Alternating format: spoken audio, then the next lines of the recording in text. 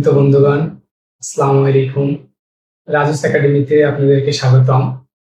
আমরা আজকে 7.1-এর দ্বিতীয় ক্লাসটি করবো ইনশাল্লাহ। দেখেন, আমি প্রথমে একটা এখানে অঙ্ক লিখেছি। এটা হচ্ছে কি অনুশীলনী 7.1-এর উদাহরণ 2 আছে।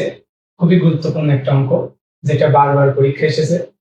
দেখেন, এখানে বলা হচ্ছে প্রশ্নে যে যদি tan থিটা সমান 5/12 এবং sin থিটা ঋণাত্মক হলে আমাদের হচ্ছে sin theta plus cos minus theta sec minus theta plus tan theta এর মান নির্ণয় করো।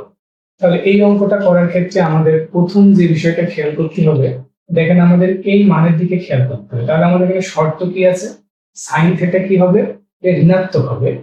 তাহলে sin থিটা যদি ঋণাত্মক হয়, তাহলে tan থিটা কিসে আছে দেখেন তো? tan থিটা আমাদের আছে কিসে? পজিটিভ। তাহলে আমাদের কথা হচ্ছে যে tan থিটার মান কখন আমাদের পজিটিভ আসবে? tan থিটার মান কখন আমাদের পজিটিভ আসবে? তাহলে দেখেন, আমরা যদি এখানে একটা সূত্র লিখি, দেখেন tan থিটা সমান আমরা জানি কি sin theta minus sin theta by কি cos থিটা। তাহলে আমাদের শর্তে দেখেন বলা আছে sin থিটা কি হবে? ঋণাত্মক। তাহলে আমরা দেখেন sin থিটার মানটা যদি আমরা ঋণাত্মক বসাই, তাহলে দেখেন tan থিটার মান কি চলে আসছে? tan থিটার মান দেখেন নেগেটিভ চলে আসছে। কিন্তু আমাদের এখানে দেখেন tan থিটার মানটা কিসে আছে? পজিটিভ। তাহলে আমাদের প্রথমেই দেখতে হবে যে tan থিটার মান কখন পজিটিভ আসবে। তো দেখেন, tan থিটার মান পজিটিভ আসতে হলে আমাদের অবশ্যই cos থিটা কি হওয়া লাগবে? ঋণাত্মক হওয়া লাগবে। তার মানে আমাদের এই অঙ্কটা করার ক্ষেত্রে এই বিষয়টাকে খেয়াল রাখতে হবে সবসময়। হচ্ছে tan থিটা পজিটিভ আছে, sin থিটা ঋণাত্মক আছে। তার মানে sin থিটা যদি ঋণাত্মক হয়, tan থিটার মান কখন পজিটিভ আসবে? যখন আমাদের দেখেন cos থিটার মান কি আসতে হবে? নেগেটিভ আসতে হবে। তার মানে দেখেন এখানে মাইনাস মাইনাস বাদ দিলে আমরা কি পাবো তখন? sin theta by cos theta.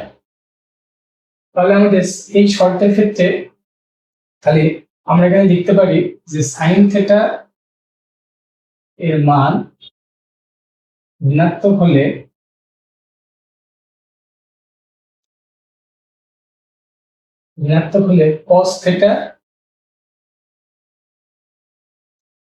cos theta O sec theta ঋণাত্মক হবে।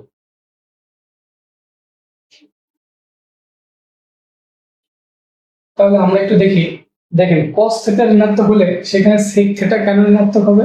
আমরা জানি cos থিটার অপোজিট যে অনুপাত সেটা হচ্ছে কি sec থিটা। কাজে আমাদের cos থিটা যদি পজিটিভ হয়, sec থিটা পজিটিভ হবে। cos থিটা যদি ঋণাত্মক হয়, sec থিটা কি হবে? ঋণাত্মক হবে।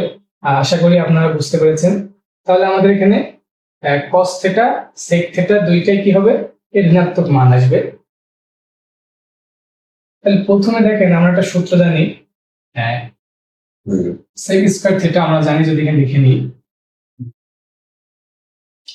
আমরা জানি sec স্কয়ার থিটা সমান কি 1 প্লাস tan স্কয়ার থিটা। তাহলে দেখেন আমাদের tan এর মান দেওয়া আছে। tan এর মান কত দেওয়া আছে? আমাদের 5/12 দেওয়া আছে। তাহলে 5/12 আর কি স্কয়ার। তাহলে আমাদের এখানে 1 প্লাস 5 এর স্কয়ার করলে 25, 12 এর স্কয়ার করলে আমরা পাবো হচ্ছে 144। এখানে দেখেন 5 এর স্কয়ার করলে 25, 12 এর স্কয়ার করলে 144। আর এটা যদি আমরা লসাগু করি, তাহলে আমরা পাবো হচ্ছে কত? হচ্ছে 169 বাই কত? 144। তাহলে দেখেন আমাদের sec s আমাদের লাগবে কার মান? sec থিটার মান লাগবে। কিন্তু দেখেন এখানে স্কয়ার আছে। আমরা কি জানি স্কয়ার সমানের ওই পাশে গেলে কি হবে? বর্গমূল হয়ে যাবে। তাহলে হচ্ছে বা আমরা sec থিটা সমান লিখতে পারি plus minus root over 169 by কত? 144। তাহলে এখানে দেখেন আমাদের হচ্ছে sec থিটার মান কত হচ্ছে? প্লাস মাইনাস 13 বাই কত? 12। তাহলে আমরা পূর্বেই দেখেছি, দেখেন আমাদের sec থিটার মানটা কি নিতে হবে? এখানে ঋণাত্মক নিতে হবে। তাহলে দেখেন আমাদের পজিটিভ নেগেটিভ দুইটা মানই এসেছে। তাহলে আমাদের এখানে গ্রান্টেড হবে কোনটা? নেগেটিভ মানটা গ্রান্টেড হবে, মাইনাস কত? 13/12। তাহলে দেখেন আমরা এখানে sec থিটার মানটা কত পেলাম? 13/12। তাহলে আমরা জানি কি sec থিটার অপোজিট যে অনুপাত আছে সেটা কি? cos theta. তাহলে আমাদের এটা কি হবে? অতএব cos থিটা সমান আমরা এখানে লিখে নিতে পারি cos থিটা সমান আমাদের কি হবে? বিপরীত হয়ে যাবে। তাহলে কি হবে? মাইনাস 12/13। তাহলে দেখেন আমাদের এখানে যে যে মানগুলো আছে সেগুলো আইডেন্টিফাই করে নিতে হবে। প্রথমে দেখেন আমরা কজ ছিল, কজের মানটা পেয়ে গেছি, সেক ছিল, সেকের মানটা পেয়ে গেছি। এবার দেখেন tan থিটার মান আমাদের দেওয়া আছে, তাহলে আমাদের এখন প্রয়োজন কারণ sin থিটার মান কত, 1 মাইনাস cos স্কয়ার থিটা। তাহলে এখানে হচ্ছে আমাদের 1, cos এর মান দেখেন আমরা কত পাইছি, -12/13। তাহলে 12/13 আমরা স্কয়ার করে দিলে পরে দেখেন আমাদের এখানে স্কয়ারটা কিন্তু কি আছে, 12 এর উপরে আছে, 13 এর উপরে আছে, আবার মাইনাসের স্কয়ার আছে। তাহলে আমরা সবসময় মনে রাখবো যে মাইনাসের পাওয়ার যদি জোড় হয় তাহলে সেটা অলওয়েজ প্লাস আসবে, আর মাইনাসের পাওয়ার যদি বিজোড় হয় সেটার মান কি আসবে, নেগেটিভ আসবে। তার মানে দেখেন মাইনাসের পাওয়ার এখানে জোড় আছে, তার মানে এটা পজিটিভ হয়ে যাবে। সামনে ছিল আমাদের মাইনাস, হচ্ছে এটা আমরা কি লিখতে পারি, 1 মাইনাস 12 স্কয়ার করলে আমরা পাবো 144, 13 স্কয়ার করলে পাবো হচ্ছে আমরা তো 169। তাহলে এখানে আমরা পাবো হচ্ছে 25/13, পাবো হচ্ছে 25/169। তাহলে আমরা এখানে পাবো, লিখতে পারি সাইন থিটা সমান প্লাস মাইনাস √25/169। তাহলে এটা সমান আমার লেখা যাচ্ছে প্লাস মাইনাস কত, 5/13।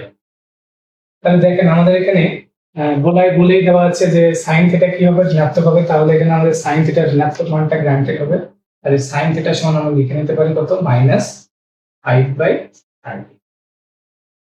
তাহলে দেখেন আমাদের এখন তিনটা মানে বের করে নিয়েছি, যে সাইন সেক থিটার মান, কস থিটার মান, আর কিছু মান পেয়ে গেছি আমরা সাইন থিটার মান পেয়ে গেছি। সাইন থিটার মান কত পেয়েছি, 5/13। দেখতে পারি যে প্রদত্ত রাশি সাইন থিটা, তাহলে দেখেন এখানে আমরা cos মাইনাস থিটা সমান আমরা কি লিখতে পারি, দেখেন cos মাইনাস থিটা। তাহলে আমরা এখানে একটা সূত্র জানি, দেখেন cos মাইনাস থিটা সমান আমরা কি লিখতে পারি, cos থিটা। আবার দেখেন sec মাইনাস থিটা সমান আমরা লিখতে পারি sec থিটা। তাহলে আমরা এখানে দেখেন cos মাইনাস থিটা আছে, তাহলে cos মাইনাস থিটার পরিবর্তে আমরা কি লিখতে পারি, cos থিটা। আর নিচে দেখেন আমাদের sec মাইনাস থিটার পদে আমরা লিখতে পারি কত, sec থিটা। আর নিচে কি আছে দেখেন, tan থিটা। তাহলে এটা আমরা এবার মান বসাবো। দেখেন তাহলে আমরা sin থিটার মান কত পেয়েছি, -5/13। তারপরে প্লাস cos থিটার মান পেয়েছি আমরা cos থিটার মান পেয়েছি কত, আমরা -12/13।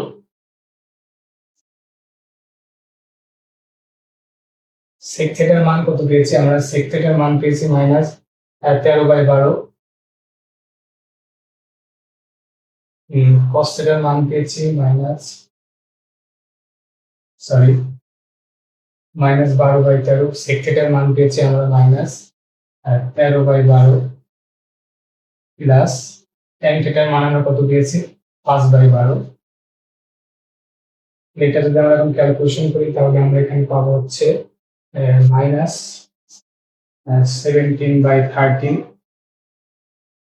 আর এখানে পাবো হচ্ছে -8/12